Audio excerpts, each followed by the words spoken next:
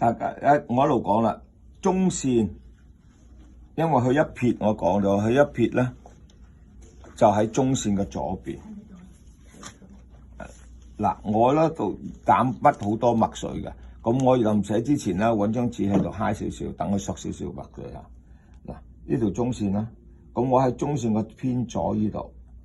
咁啊睇個位置大概幾多啦？咁啦，輕輕一落去，向上推一推，再翻落嚟，然後慢慢一路行筆咧就一路輕，有個拐彎咁樣過嚟 ，OK？嗱，出風快少少，呢個頭先一路講快少少，一出咗嚟之後上去